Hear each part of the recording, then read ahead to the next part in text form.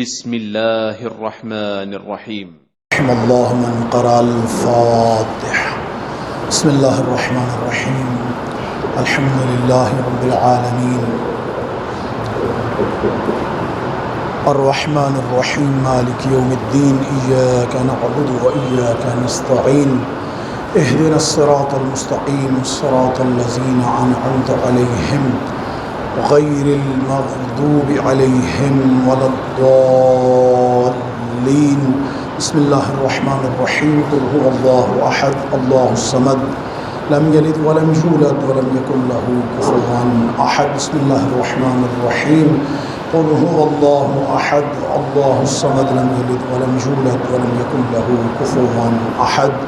بسم الله الرحمن الرحيم. قل هو الله أحد الله الصمد لم يلد ولم يولد ولم يكن له كفوا أحد. اس نورانی فرش اعضاء کی قبولیت کے لیے، اپنی اپنی حاضری کی قبولیت کے لیے، اپنی تمام حاجات شرعیہ کی قبولیت کے لیے، جملہ مومنین مومنات مرحومین اپنے اپنے مرحومین وہ مومنین مومنات جن نے اس مسجد مبارکہ کو بنانے میں، آباد کرنے میں، دام دل میں، سخن قدم تعاون کی، ان سب کی بلندی درجات کے لیے، جملہ شہداء کی بلندی درجات کے لیے، عزاداران سید الشہداء علیہ السلام دنیا کے جس کونے میں بھی عزاداری سید الشہداء علیہ السلام باقی ہوئے ہیں، یا ہر وہ شخص جس رنگ جس لباس میں جس جگہ پر بھی ذکر امام حسین علیہ السلام برپا کر رہا ہے، ان کی حفاظت کے لیے، اس ذکر کے دشمنوں کی نابودی کے لیے، ولی دوران امام زمان علیہ السلام کے ظہور میں تعجیل کے لیے مل کے باواز بلند صلوات.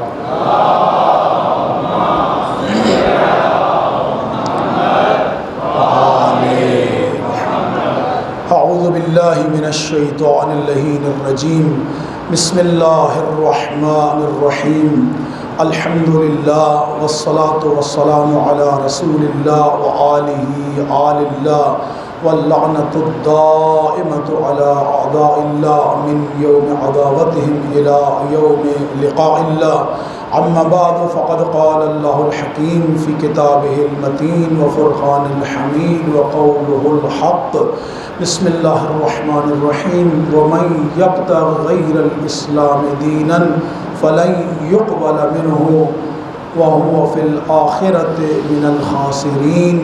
وقال امام حسین علیہ السلام الناس عبید الدنیا الدین لائقۃ علی السنتہم. صلوات پڑھ دیں محمد و آل محمد. صلی علی محمد. آغاز سخن اس دعا کے ساتھ کہ خداوند عالم ہم سب کے ان لمحات کو اپنی عبادت شمار فرمائے، اس عبادت کو اپنے قرب کا ذریعہ قرار دے اور زبان پر اس سے الفاظ لانے کی توفیق عطا فرمائے جس میں خداوند عالم کی رضا اور خوشنودی، ولی دوران امام زمان علیہ السلام کی تائید شامل ہو. ان دعاؤں کی قبولیت کے لیے خوبصورت ترین صلوات پڑھ دیں.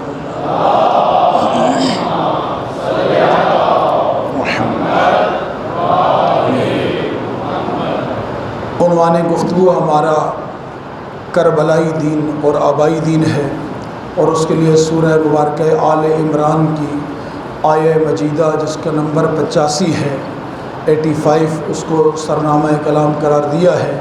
ارشاد خداوند عالم ہے بسم اللہ الرحمن الرحیم.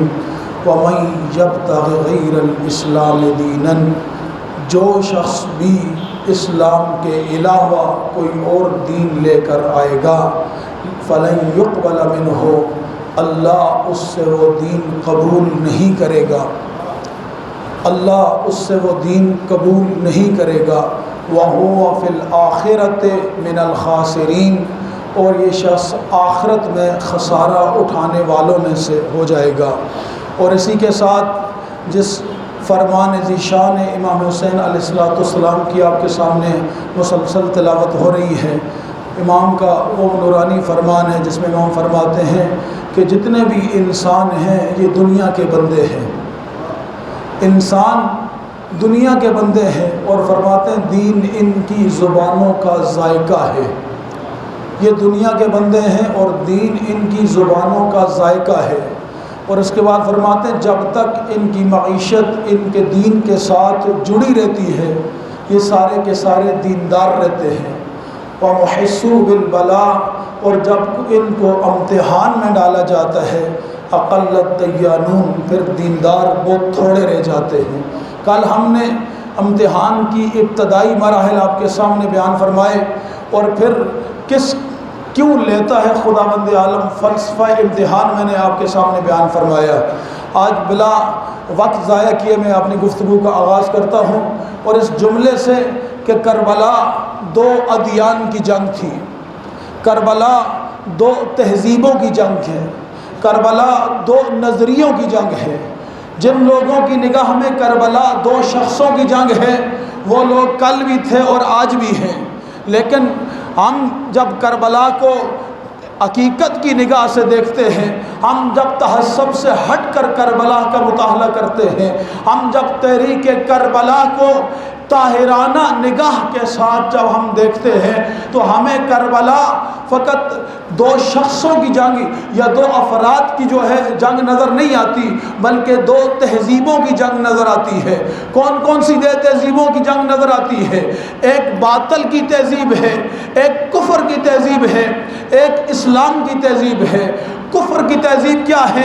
جس میں تکبر ہوتا ہے، جس میں غرور ہوتا ہے، جس میں جبر ہوتا ہے، جس میں بات کو مسلط کیا جاتا ہے، جس میں میں ہوتی ہے، جس میں ہر بات کرنے والا بندہ اپنے آپ کو ہی کل سمجھ رہا ہوتا ہے، جس میں بات کرنے والا بندہ انا ربکم الاعلی کا نعرہ بلند کرتا ہے۔ لیکن اس کے مقابلے میں ایک اسلام کی تہذیب ہے، ایک دین کی تہذیب ہے، ایک قرآن کی تہذیب ہے، ایک ناطق قرآن کی تہذیب ہے۔ جب ہم اس تہذیب کا مطالعہ کرتے ہیں تو ہمیں قرآن مجید اس طرح رہنمائی کرتا ہوا نظر آتا ہے۔ جاگ رہے ہیں نا، میرے ساتھ ہے نا؟ ہمیں وقت بہت قلیل ہوتا ہے، اس لیے میں جلدی جلدی گفتگو کرنے کی کوشش کرتا ہوں تاکہ تھوڑے وقت میں زیادہ بات آپ تک پہنچ پائے۔ سامعین محترم، جب خداوند عالم اپنے دین کی، اپنے اسلام کی، قرآن کی تہذیب بیان کرنا چاہتا ہے تو اس انداز میں بیان کرتا ہے کہ خداوند عالم اپنے دو عظیم نبیوں کو حکم دیتا ہے، اذهب الى فرعون انه طغى، اے موسیٰ و ہارون جاؤ فرعون کو میرے دین کی دعوت دو، اس لیے کہ وہ میرے دین سے سرکش ہو گیا ہے، میرے دین سے نکل گیا ہے، جو میں نے اس کے لیے حد مقرر کی تھی اس حد کو اس نے کراس کر لیا ہے۔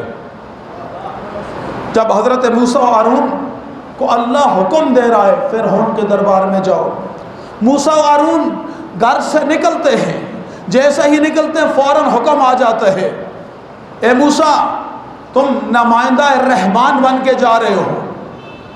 بات پہنچ رہی ہے میری؟ اے موسیٰ تم نمائندہ رحمان بن کے جا رہے ہو، اس لیے ہارون آپ نمائندہ رحمان بن کے جا رہے ہو، بے شک نمائندہ شیطان کے پاس جا رہے ہو لیکن ہو تم نمائندہ رحمان، اس لیے تمہارا لہجہ، تمہاری گفتگو، تمہارا انداز رحمانی ہونا چاہیے۔ پروردگار کیسا ہونا چاہیے فرعون کے ساتھ بات کرنے کے لیے؟ فرمایا فقول لہ قولا لینا لعلہم وَيَتَذَكَّرُ وَيَخْشَى، تمہارا لہجہ اے موسیٰ جب اس کے ساتھ بات کرنا تو نرم لہجے میں بات کرنا، سخت لہجے میں بات نہ کرنا۔ بات فرعون کے ساتھ کرنا لیکن بات نرم لہجے میں کرنا، اور نصیحت بھی نرم لہجے میں کرنا، شاید کہ وہ اس نصیحت سے ڈر جائے۔ یعنی اس کا مطلب ہے ہماری گفتگو کے اندر لہجوں کا بڑا اثر ہوا کرتا ہے۔ بات بعض اوقات صحیح ہوتی ہے لیکن لہجہ صحیح نہیں ہوتا، اس لیے سننے والا اس بات کو محسوس کرتا ہے۔ بعض اوقات بات غلط بھی ہوتی ہے لیکن لہجہ اتنا خوبصورت ہوتا ہے کہ غلط بات بھی ہضم ہو جاتی ہے۔ اس لیے سامعین محترم، اس منبر کی تہذیب، اسلام کی تہذیب، قرآن کی تہذیب اور کربلا کی تہذیب اسی چیز کے اوپر بیس رکھتی ہے کہ جب بھی بات کرو تو اس انداز میں بات کرو تاکہ تمہاری بات کرنے کا انداز اگلے کو تمہاری طرف کھینچ کے لے آئے، سامنے والے تمہارے مخاطب کو تمہارے طرف لے کر آ جائے۔ کربلا کیا ہے؟ کربلا، آپ پوری کربلا کو اگر ایک جملے میں بند کر دیں تو آپ یہ کہہ سکتے ہیں کہ دشت میں دو لشکر تھے، ایک لشکر کا کردار یہ تھا کہ ادھر سے کوئی اس طرف گیا نہیں، اور دوسرے لشکر کا، حسین کے لشکر کا کردار یہ تھا کہ جس کو سمجھ آیا حق ادھر ہے وہ وہاں رہا نہیں۔ پتہ نہیں میں نے جملہ کہا ہے، کس کو سمجھ آیا جملہ میرا؟ دیکھیں یہ ہے حسینی لشکر کا کردار، جب سمجھ آ گیا کہ یہ حق والا لشکر ہے، تو پھر جس کو سمجھ آیا پھر وہ ادھر نہیں رہا بلکہ مولا حسین کے لشکر میں آیا۔ آیت اللہ مہلاتی نے جہان الفرسا کتاب لکھی ہے، وہ فرماتے ہیں 25 افراد ایسے تھے جو یزید کے لشکر کو چھوڑ کر امام کے لشکر میں آئے۔ 25 افراد ایسے تھے جو عاشور والے دن 25 افراد ایسے تھے جو یزید کے لشکر کو چھوڑ کر امام کے لشکر میں آئے اور امام پر اپنی جان کو نچھاور کیا۔ اب جملہ اگر جاگ رہے ہیں تو آپ کی جاگتی ہوئی سماعتوں کا جملہ ہدیہ کرنا چاہ رہا ہوں، یعنی دشت کربلا میں جو اسلام حقیقی اور اسلام کربلائی کی جو تاریخ لکھی جا رہی تھی وہ اس طرح لکھی جا رہی تھی کہ تمہارا لہجہ و کردار ایسا ہونا چاہیے کہ تمہاری طرف سے ادھر جائے کوئی نہیں اور ادھر کوئی رہے نہیں۔ اور یہ مجالس خداوند عالم کا یہ احسان ہے ہم پر کہ یہ ایسا ہی دروازہ حریت ہے، جب کوئی ان مجالس میں آ کر بیٹھتا ہے اور بیٹھ کر اگر صحیح انداز میں بیان کرنے والا بندہ ہو تو پھر کیا کرتا ہے، وہ سوچنے پہ مجبور ہوتا ہے، ارے اتنا پراپگنڈا سنا تھا ہم نے، اتنا پراپگنڈا۔ دیکھیں مکتب تشیع کوئی آسان مکتب نہیں ہے، آپ 1400 سال سے حکومتوں کے پراپگنڈے کی زد میں رہے ہیں، شخصیات کے نہیں، حکومتوں کے پراپگنڈے کی زد میں۔ شخصیات، کوئی شخص اگر دوسرے شخص کے خلاف بات کرے وہ بات کرنا اور ہے، لیکن جب حکومت کسی شخصیت کے متعلق کوئی بات کرے لوگ اسے اپنا دین بناتے ہیں، اور پھر حکومت بھی ایسی ہو جس پر لیبل خلافت اسلام کا لگا ہو، ایسی حکومت، اور اس حکومت میں کوئی اہل بیت علیہ السلام کے مکتب کے خلاف پراپگنڈا کرے، اور اس کے باوجود بھی یہ مکتب اپنی پوری آب و تاب، اپنی پوری شان و شوکت کے ساتھ آج دنیا کے تمام فرعونوں کے مقابلے میں کھڑا ہوا نظر آئے۔ یہ حسینیت کا معجزہ ہے، یہ حسینیت کا وہ نورانی کردار ہے جو کردار ہر زمانے کی یزیدیت و نمرودیت پہ غالب رہے گا انشاءاللہ۔ فرق شرط یہ ہے کہ ہم تہذیب کربلا سے لیں، ہماری تہذیب، ہمارا کلچر، ہمارا دین کربلائی ہو۔ کیا چیز تھی جو ہر کو کھینچ کے لائی تھی مولا امام کے لشکر میں؟ کبھی غور کیے اس بات پہ؟ ہر کوفہ کا ایک قبیلے کا سردار تھا، وہ یہاں معمولی آدمی نہیں تھا، ایک قبیلے کا سردار تھا۔ اس سردار نے ایک شریف سردار کے گھوڑے کی لگام میں ہاتھ ڈالا۔ امام نے ایک جملہ کہا، ہر تیرے غم میں تیری ماں بیٹھے، ایک جملہ، ہر تیرے غم میں تیری ماں بیٹھے۔ ہر نے جلدی سے ہاتھ نکال لیا، کہا حسین اگر یہ جملہ کوئی اور کہتا تو میں اس کو بتاتا کہ تو نے کس کی ماں کا نام لیا ہے، لیکن آپ کی ماں وہ ہے جس کا میں بغیر وضو کے نام بھی نہیں لے سکتا، آپ کی ماں وہ ہے جس کا میں بغیر وضو کے نام بھی نہیں لے سکتا۔ یعنی اس کا مطلب ہے ولایت اہل بیت کے دل کے کسی کھونے میں غفلت کا شکار تھی، امام نے ایک جملہ کہہ کر اسے بیدار کر دیا۔ امام علیہ السلام نے ایک جملہ کہہ کر اس کو بیدار کیا، اور پھر وہ ایسی بیدار ہوئی کہ حسین پہ نثار ہوئی۔ پھر رکا نہیں، اور اس لشکر میں ٹک نہیں سکا، اس کھینچ کے حسینیت اپنے دربار میں لے آئی، اور پھر قیامت تک کے لیے یہ سنت قائم ہو گئی۔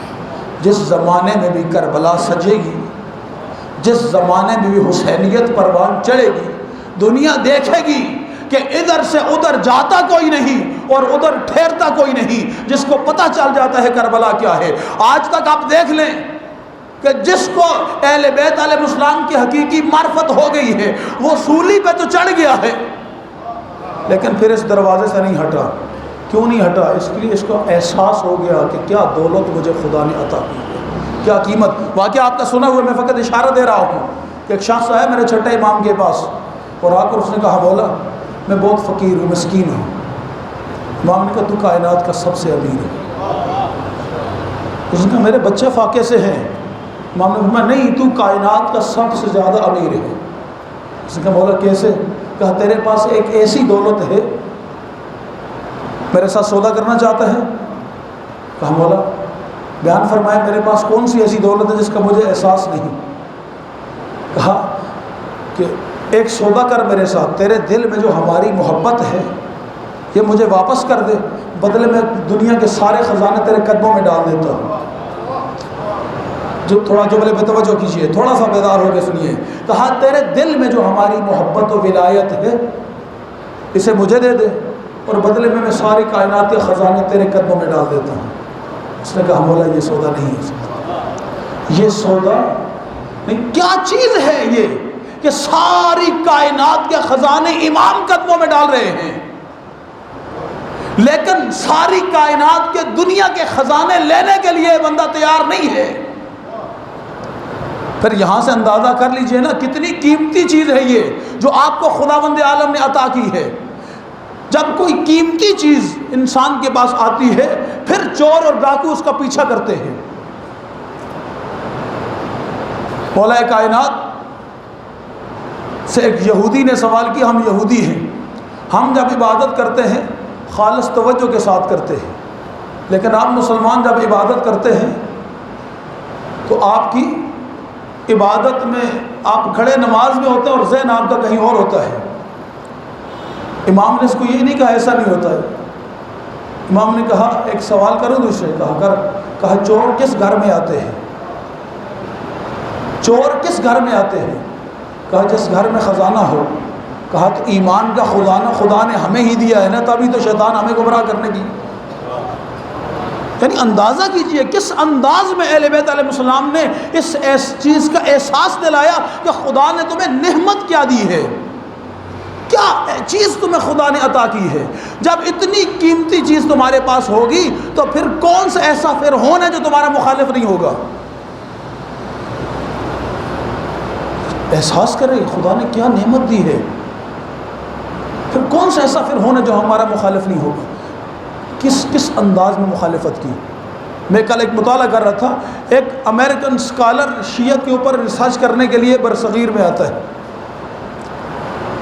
جب وہ ریسرچ کر رہے ہوتے ہیں تو ریسرچ میں دو چیزوں کا وہ سہارا لیتے ہیں، کچھ شخصیات کا سہارا لیتے ہیں اور کچھ کتابوں کا سہارا لیتے ہیں۔ جب کتابوں کا سہارا لے چکا، کتابیں وہ پڑھ چکا، تو اس نے شخصیات کی طرف رجوع کیا۔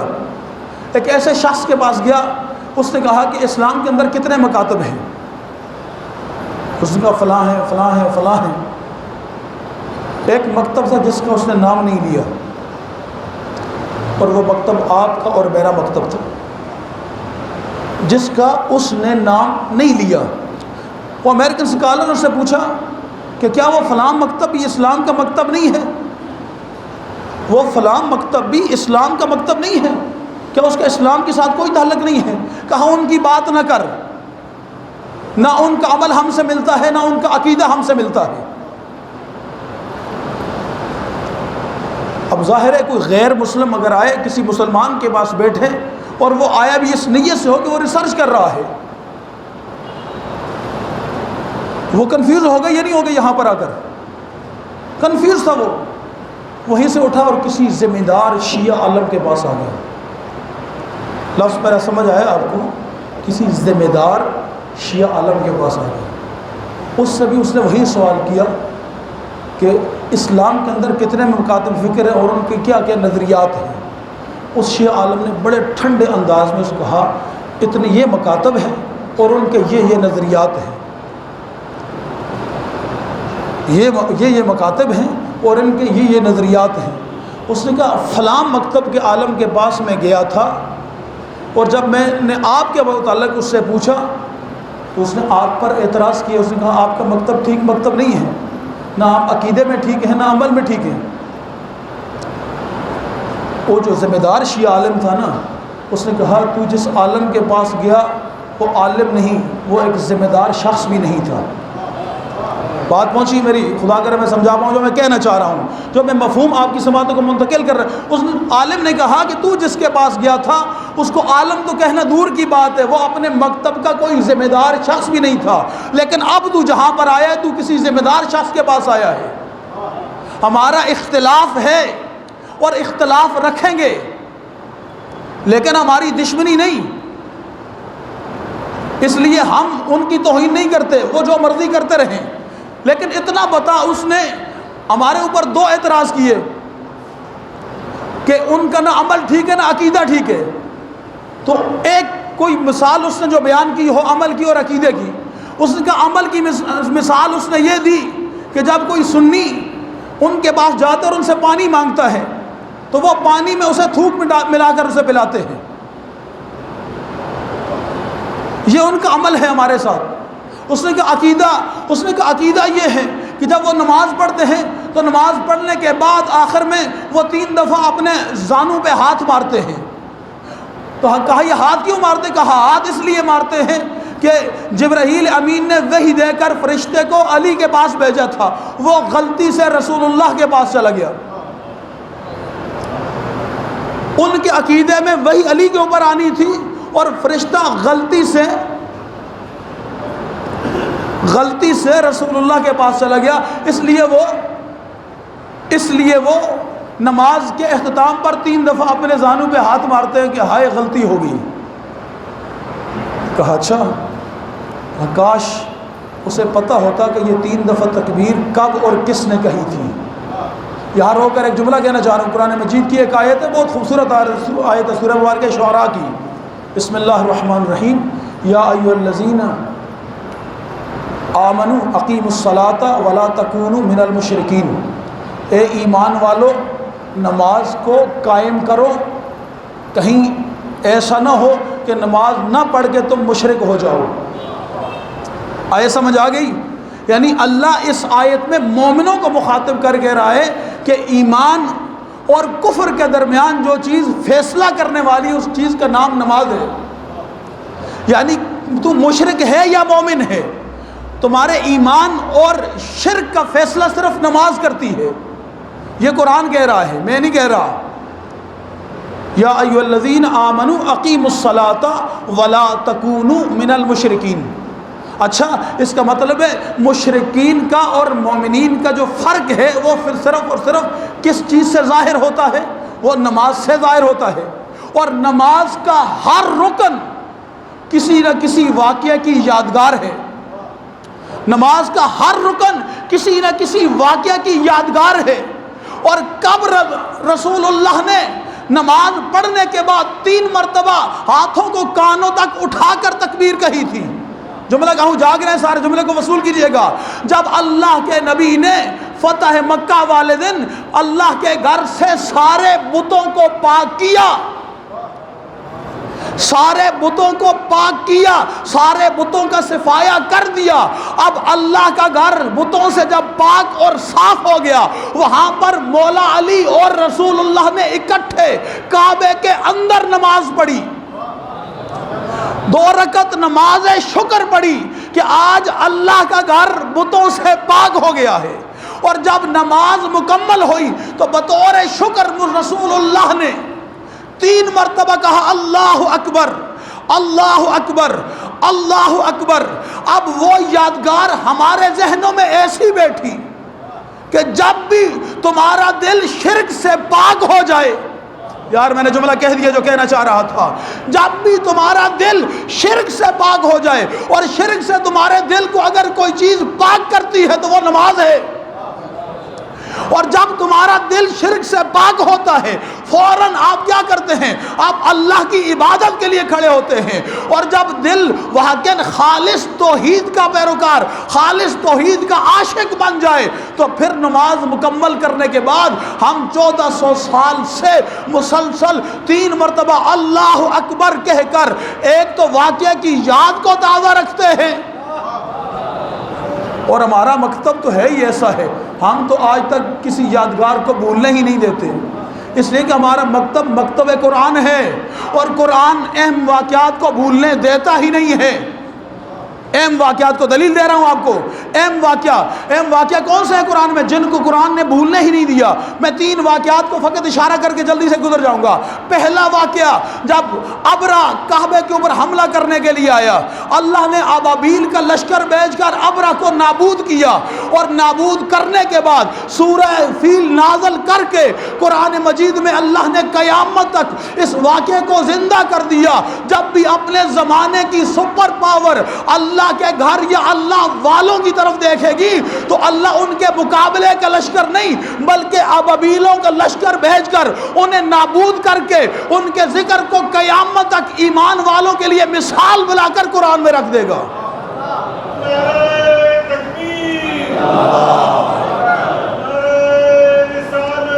یا رسول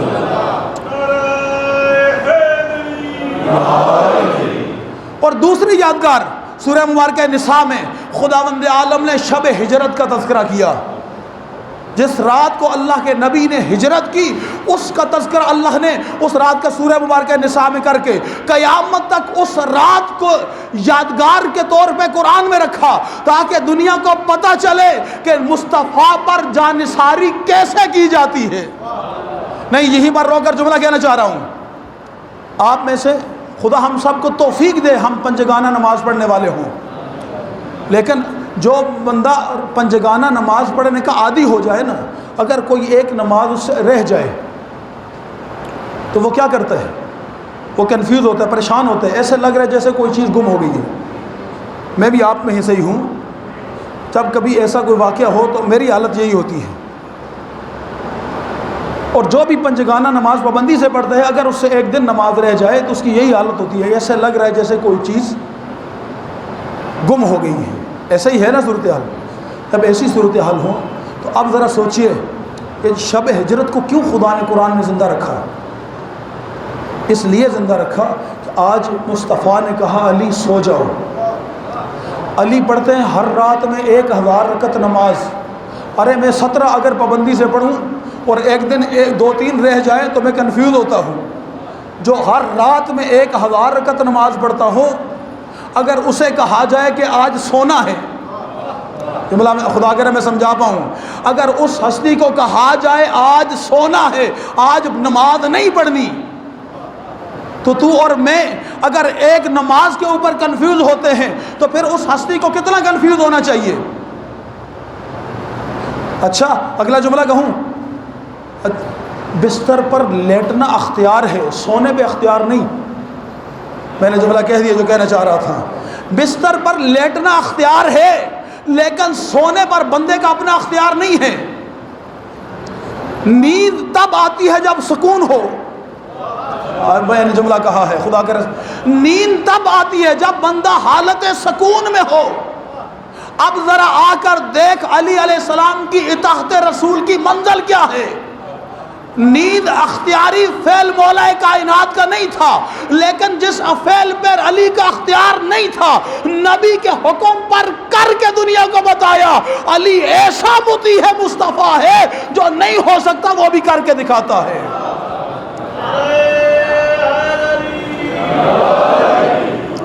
ایسے واقعہ کو پھر اللہ صلی علی ایسے واقعہ کو پھر اللہ قرآن میں کیوں زندہ نہ رکھے؟ جب اس طرح کی اطاعت کی مثال ہو. ایک جملہ علماء اکثر بیان کرتے ہیں، میں بیان کر دیتا ہوں یہاں پر. وہ جملہ کیا ہے؟ مولا کائنات فرماتے ہیں کہ علی زندگی میں وہ ایک رات سویا ہے. کیوں سویا علی؟ اس لیے کہ رسول خدا نے کہا تھا علی صبح اٹھ کر تو نے امانتیں واپس کرنی ہیں. مولا علی کو یقین تھا کہ آج کی رات علی سو کے صبح ضرور اٹھے گا، اس لیے کہ صادق نبی نے کہا ہے اٹھ کر امانتیں واپس کرنی ہیں. اس لیے مولا فرماتے آج علی اس لیے سکون کے ساتھ سویا. یعنی جب بندے کو یقین ہو نا کہ اگلا کام میں کر سکوں گا، اگلا کام میں کر سکوں گا، تو پھر بندہ سکون کے ساتھ سو جاتا ہے. لیکن جس بندے کو یقین نہ ہو پتہ نہیں اگلی سانس بھی آئے گی یا نہیں. اس لیے تو چھٹے لال ولایت امام جعفر صادق علیہ الصلوۃ والسلام کی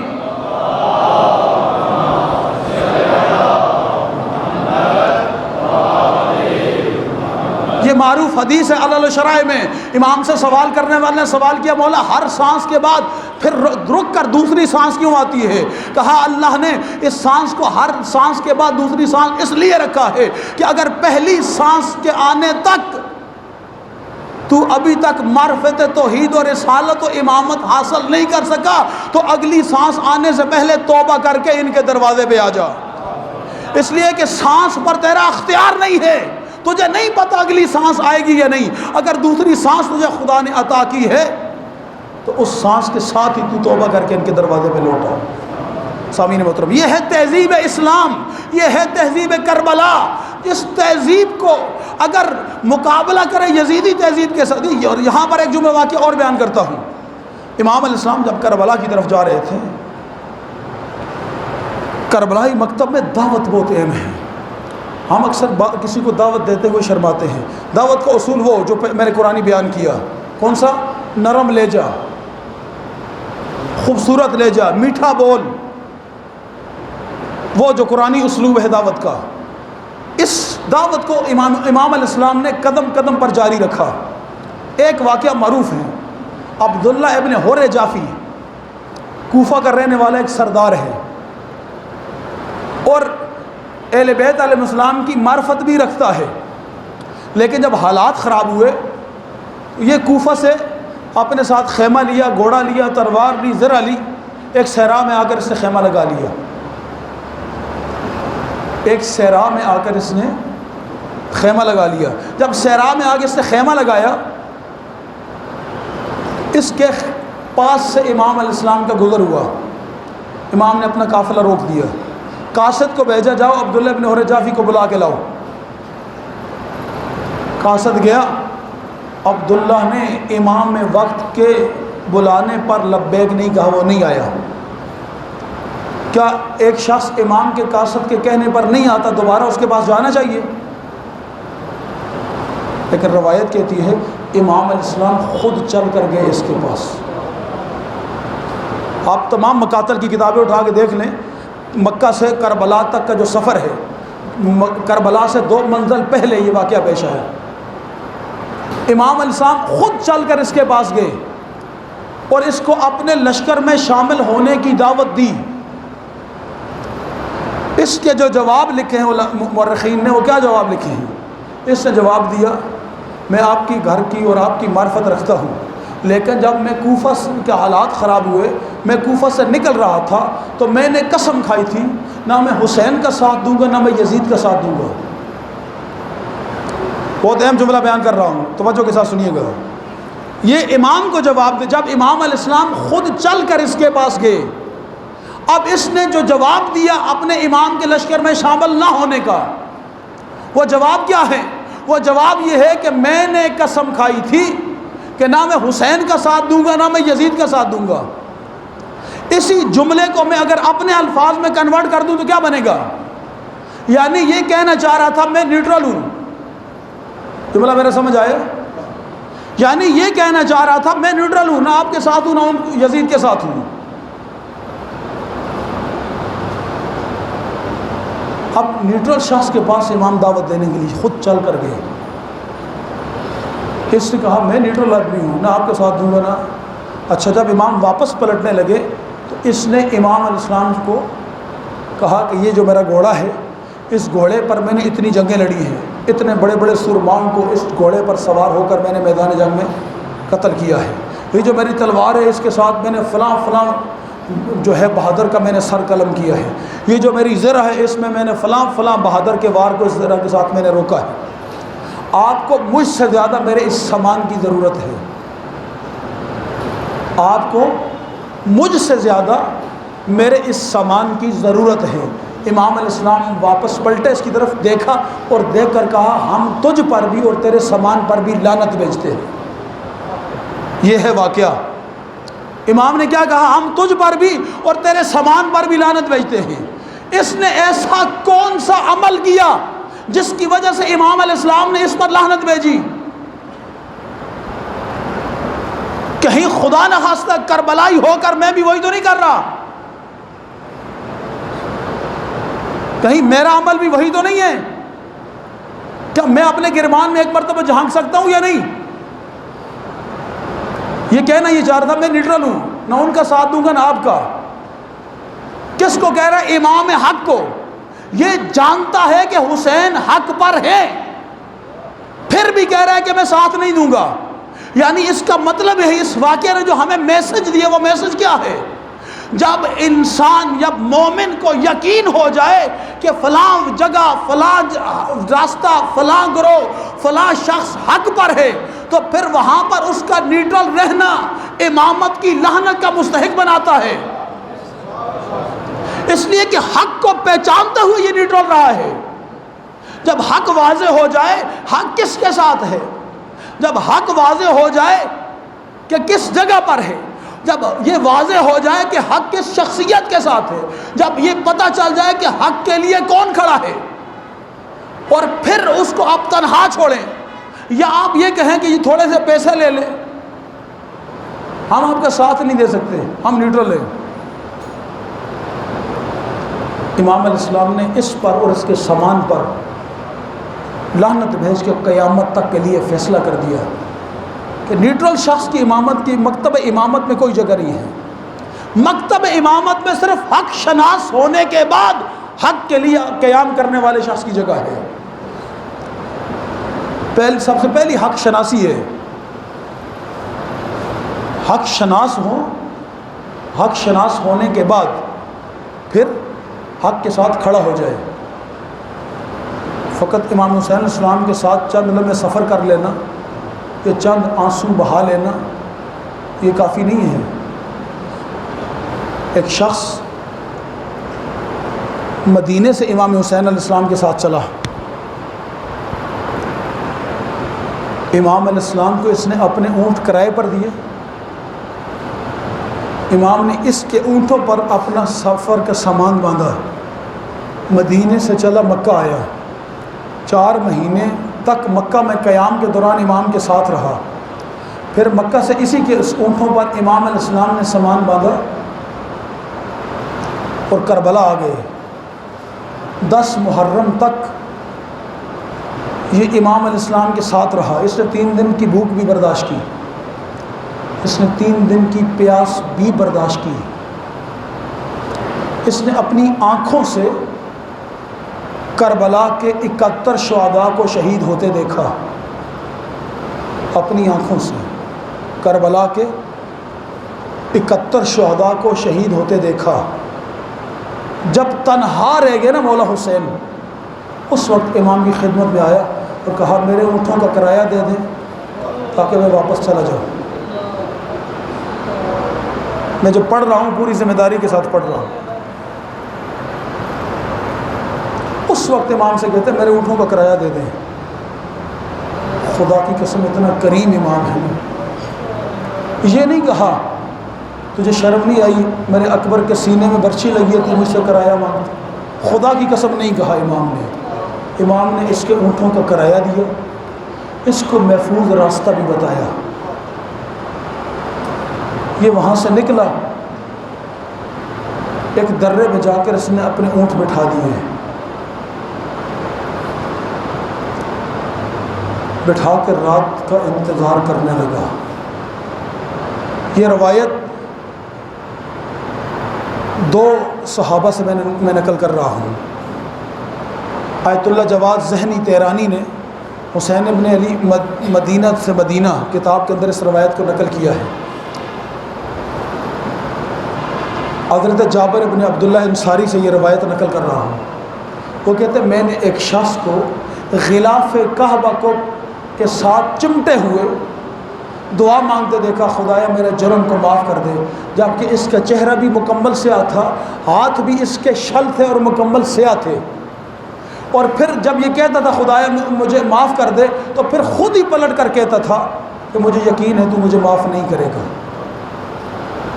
جابر بن عبداللہ انصاری کہتے ہیں میں آگے بڑھا، کہا تو کیسا بدبخت ہے، اللہ کے گھر میں آ کر غلاف کعبہ کے ساتھ چمٹ کر کی مایوسی کی بات کرتا ہے۔ اس نے کہا اس لیے مایوسی کی بات کرتا ہوں کہ میں بہت بڑا مجرم ہوں۔ کہا تو نے کیا جرم کیا ہے؟ کہا میں وہ بدبخت ہوں جو مدینے سے حسین کے ساتھ چلا اور کربلا تک حسین کے سواری کی لگام پکڑ کے چلا، میں نے اپنی آنکھوں کے سامنے حر اور حر کے بیٹے کو شہید ہوتے دیکھا، میں نے اپنی آنکھوں کے سامنے حسین کو 71 لاشیں اٹھا کر گنج شہداء میں لاتے ہوئے دیکھا، میں نے اپنی آنکھوں کے سامنے علی اکبر کو تڑپتے ہوئے دیکھا، میں نے اپنی اس آنکھوں کے سامنے عباس کے کٹتے ہوئے بازو دیکھے۔ اس کے باوجود بھی میں نے حسین سے اپنے اونٹوں کا کرایہ مانگا، حسین نے مجھے کرایہ دے دیا۔ کہتے لے کر میں جب حسین نے مجھے محفوظ راستہ بھی بتایا، جب میں باہر نکلا تو مجھے خیال آیا کہ بادشاہ یزدجر کی طرف سے ایک آزار بند حسین کو تحفے میں ملا تھا، اور وہ آزار بند بہت قیمتی تھا۔ کہتے ہیں بس مجھے خیال ہے کہ حسین تو ویسے بھی شہید ہو گئے ہیں، تو کیوں نہ میں وہ آزار بند حسین کی کمر سے کھول لوں۔ پڑھ دیا میں نے مصائب کا جملہ، کس کو سمجھ آیا اس کی اپنی قسمت ہے۔ کہتے ہیں بس یہ خیال آیا، میں نے اپنے اونٹوں کو ایک درے میں بٹھا لیا۔ کہتے ہیں اونٹ میرے بیٹھ گئے، میں وہاں سے چھپتے چھپتے چھپتے دشت کربلا میں پہنچ گیا۔ آدھی رات کا وقت تھا۔ کہتے میں دیکھ رہا تھا کہ ان لاشوں میں سے حسین کا لاشا کون سا ہے۔ کہتے ایک لاشے کے پاس میں پہنچا، لاشا تو نظر نہیں آ رہا تھا لیکن پتھروں کا ڈھیر نظر آ رہا تھا۔ اجرکم اللہ، خدا کرے، میں نے کہا میں کوشش کرتا ہوں مصائب پڑھنے کی، مصائب فن نہیں ہے، مصائب فن نہیں ہے کہ میں کہوں گا کہ آپ روئیں۔ میں خدا کی قسم میں نے کبھی کسی کی منت نہیں کی۔ شہداء پہ رونے کی فضیلت آپ کو کیا پتہ اور مجھے کیا پتہ شہداء پہ رونے کی فضیلت کیا ہے۔ شہداء کے رونے کی فضیلت سننا چاہتے ہو نا، سنو ایک روایت میں عرض کر دیتا ہوں۔ جب جنگ احد میں حضرت حمزہ شہید ہوئے نا، تو مدینے میں پتہ چلا کہ حمزہ شہید ہو گئے ہیں، تو مدینے سے جناب حمزہ کی بہن صفیہ میدان احد کی طرف چلی۔ کسی نے اللہ کے رسول کو کہا یا رسول اللہ، جناب حمزہ کی بہن بھائی کے لاشیں پہ آ رہی ہے۔ رسول خدا نے کہا علی جلدی کرو، حمزہ کے لاشیں کو ڈھانپ دو۔ مولا کائنات آگے بڑھے، اپنے دوش مبارک سے عبا اتار کر حمزہ کے لاشیں پہ ڈال دی۔ حضرت حمزہ کا قد لمبا تھا، مولا کائنات کی عبا چھوٹی تھی، ایک سائیڈ سے پاؤں ننگے رہ گئے۔ علی نے دائیں بائیں دیکھا، رسول خدا نے کہا یا علی جلدی کرو، کہیں سے گھاس اکٹھا کرو اور حمزہ کے پاؤں پہ وہ گھاس ڈال دو۔ میں نہیں چاہتا کہ کوئی بہن اپنے بھائی کو اس حال۔ اجرکم اللہ، خدا تمہیں کوئی غم نہ دے سوائے غم اہل بیت کے۔ میں ایک جملہ کہوں یا رسول اللہ، یا رسول اللہ یہ حمزہ کی بہن ہے، آپ موجود ہیں میدان میں، علی موجود ہے میدان میں، یقیناً حمزہ کی بہن کی شان میں کوئی بے احترامی نہیں کرے گا۔ پھر کیا وجہ ہے کہ آپ حمزہ کی بہن کو حمزہ کا لاشا نہیں دیکھنے دے رہے؟ کہ اس لیے کہ جو حالت ہے حضرت حمزہ کے لاشے کی، اگر کوئی غیرت مند بہن دیکھے گی کلیجہ پھٹ جائے گا۔ میں کہوں گا یا رسول اللہ یہ حمزہ کی لاش ہے، جب حسین کی لاش پہ زینب۔ اجرکم اللہ، یہ رونے کے دن ہیں، یہ پرسہ کے دن ہیں عزادارو، یہ پرسہ کے دن ہے۔ تیرا اور میرا 12واں امام زیارت نائیہ میں فرماتے ہیں حسین دنیا آپ کے اوپر پانی کی آنسو روتی ہے، میں تیرا بیٹا 1200 سال سے پردہ غیب میں پانی کی آنسو نہیں روتا، میں خون کی آنسو۔ اجرکم اللہ، اجرکم اللہ، خدا تمہیں کوئی غم نہ دے۔ آگے حضرت حمزہ کی لاش کو دفن کر دیا، رسول خدا مدینے میں آگے۔ جب رسول خدا مدینے میں پہنچے نا تو کیا دیکھا؟ ہر شہید کے گھر میں شہید کا ماتم ہو رہا ہے، لیکن پورے مدینے میں ایک گھر ایسا ہے جہاں کوئی رونے والا رو نہیں رہا۔ اللہ کے نبی نے روتے ہوئے کیا میرے حمزہ پہ کوئی رونے والا نہیں؟ میرا سلام ہے صحابہ کرام رضوان اللہ علیہ مجمعین پر۔ جس صحابی کے کان میں میرے نبی کی یہ صدا پہنچی نا، وہ اپنے رسول اللہ کے پاس نہیں ٹھہرا، دوڑتا ہوا گیا رسول اللہ اپنے گھروں میں، کہا اے مدینے میں رونے والیوں، اپنے شہیدوں کے رونا کے چھوڑو، آؤ چلتے ہیں سب مل کے۔ یہ مدینے میں پہلا جلوس تھا جو کسی شہید کا نکلا، ساری بیویاں دوڑتی ہوئی گئیں، حضرت حمزہ کا جی بھر کے نوحہ و ماتم کیا. جب ماتم کر رہی تھی نا رسول خدا فرما رہے تھے اللہ تم سے بھی راضی ہو, تمہاری شوہروں سے بھی اللہ راضی ہو, تمہاری اولادوں سے بھی اللہ راضی ہو, تمہارے خاندان سے اللہ راضی ہو. تم نے حمزہ کا ماتم کر کے مجھ مصطفیٰ کا سینہ ٹھنڈا کر دیا ہے. ہاں مزاداروں, یعنی جب کسی شہید پہ کوئی روتا ہے نا تو رسول خدا کا کلیجہ ٹھنڈا ہوتا ہے, اور پھر شہید بھی حسین جیسا.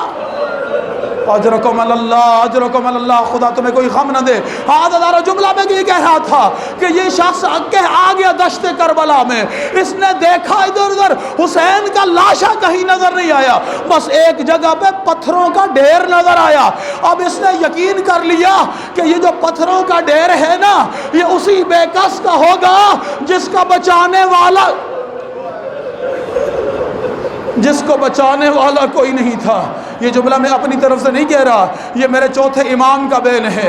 جب کوفہ میں میرے چوتھے امام نے اپنا تعارف کروایا تھا نا تو کیا کہا تھا, اے لوگوں مجھے پہچانو, انا ابن لن قتل صبرا, اور میں اس مظلوم کا بیٹا ہوں جسے قاتلوں نے بڑے آرام آرام سے مارا. اجرکم اللہ. عزیزارو کون ہے؟ کہتا ہے میں نے پتھروں کو ہٹانا شروع کیا. ایک مرتبہ لاش سے پتھر ہٹائے, کیا دیکھا ازاربان حسین کی کمر کے ساتھ بندھا ہوا ہے.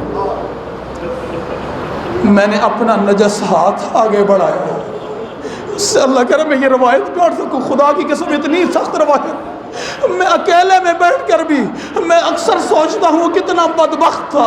اور تو نے حسین کو مدینے سے لے کر مکہ تک دیکھا تھا, اور تو نے حسین کو مکہ سے لے کر کربلا تک دیکھا تھا, اور تو نے حسین کو عاشور کے دن اکبر کے لاشے کو بھی اٹھاتے ہوئے دیکھا تھا. پھر تیری ہمت کیسے ہو گئی کہ تو آگے بڑھا اور تو نے حسین کی قبر سے کمر بند کھولنے کی کوشش کی. لیکن راوی یہ حضرت جو جابر ابن عبداللہ فرماتے ہیں میں نے اس سے پوچھا پھر کیا ہوا, کہا جیسے ہی میں نے اپنا ہاتھ آگے بڑھایا نا میں نے دیکھا آزار بند کو بہت زیادہ گریں لگی ہوئی ہیں. اور اللہ جانے کتنا غیرت مند حسین ہے کہ اتنی, کہتے بہت زیادہ گریں لگی ہوئی ہیں. کہتے میں آگے بڑھا, میں نے پہلی گرہ کھولنے کی کوشش کی, حسین نے اپنا دانا ہاتھ اٹھایا, اٹھا کر میرے ہاتھ پہ رکھ دیا. میں گرہ نہیں کھول سکا. میں نے دائیں بائیں دیکھا, مجھے ایک ٹوٹی ہوئی تلوار نظر آئی. میں نے ٹوٹی ہوئی تلوار اٹھائی اور شہید حسین کے بازو پہ ماری. حسین کا بازو جسم سے کہتے میں پھر آگے بڑھا. میں نے دوبارہ حسین کی آزار بند پہ ہاتھ ڈالا. حسین نے اپنا بایاں ہاتھ اٹھایا, اٹھا کر پھر اذہان بند پہ رکھ دیا. کہتے میں نے اسی تلوار کے ساتھ حسین کا بایاں بازو بھی قلم کیا. بس ابھی میں بایاں بازو قلم کر کے ہاتھ آگے بڑھا ہی رہا تھا کہ اتنے میں نے دیکھا آسمان سے ایک نور کی عماری اتری, جس میں سے ایک شخصیت پہلی اتری جس کی زلفیں بکھری ہوئی تھی, سر میں خاک پڑی ہوئی تھی. وہ آگے بڑھی, میں نے دیکھا ان کے ساتھ ایک پردہ دار بی بی تھی, ان کے ساتھ ایک اور شخصیت تھی. میں آگے بڑھا, اس شخصیت نے کہا یا رسول اللہ, اے فاطمہ زہرا یہ آپ کا حسین ہے. بس بی بی آگے بڑھی, حسین پہ رو ہی رہی تھی کہ رسول خدا نے پیچھے مڑ کے میری طرف دیکھا, کہا تجھے شرم نہیں آئی, اللہ تیرے چہرے کو قیامت تک سیاہ کر دے. الا لعنت اللہ علی قوم الظالمین وسيعلم الذين ظلموا أي منقلب ينقلبون إنا لله وإنا إليه راجعون. اللهم باسمك العظيم العظيم العز الأجل الأكرم يا الله يا الله يا الله يا رحمن يا رحمن يا رحمن يا رحيم يا رحيم يا رحيم یا ذا الجلال والاکرام یا ذا الجلال والاکرام یا ذا الجلال والاکرام. یا اللہ مجھے چوہدہ کی عزت کا واسطہ ہمارے ناسوں کو قبول فرما, ان کو بارگاہ اہل بیت طاہر علیہ السلام میں شرف قبولیت عطا فرما, بالخصوص بارگاہ جناب سیدہ طاہرہ صلوات اللہ علیہ میں شرف قبولیت عطا فرما. میرے اللہ چوہدہ کی عزت کا واسطہ پروردگار اس کے جتنا بھی صحابہ جملہ مومنین مومنات مرحومین حاضرین کے جتنے مرحومین جملہ شہداء کے نام اعمال میں درج فرما، تمام مرحومین کو اعلیٰ الجین بلند مقام عطا فرما، شہداء کے شہداء کربلا کے ساتھ معشور فرما، جتنے مریض ہیں بیمار کربلا کا واسطہ پروردگار حاضرین میں جن کے گھروں میں جن مرضات کی دعا صحت کے لیے تاکید کے لیے مالک ان تمام مریضوں کو شفا کامل و عاجل عطا فرما، حاضرین کی تمام حوائج شرعیہ کو پورا فرما، تمام مشکلات کو آسان فرما، عزاداران سید الشہداء علیہ السلام جہاں کہیں بھی ازداری مشغول ہے پروردگار ان کی حفاظت فرما، اس کے دشمنوں کو اس کو نابود فرما، ہمارے انتظامیہ کے بھائی جو اس مجلس کی حفاظت میں ہمارے ساتھ کھڑے مالک ان کے بھی ان لمحات کو عبادت شمار فرما، ان کی بھی دینی دنیاوی تمام حاجات کو پورا فرما، تمام مشکلات کو آسان فرما، ہمارے وارث کے ظہور میں تعجیل فرما، ہمیں مولا کی نورانی زیارت نصیب فرما، یا اللہ ہماری تمام دعائیں قبول بحق علی و بحق بطول ماتم حسین۔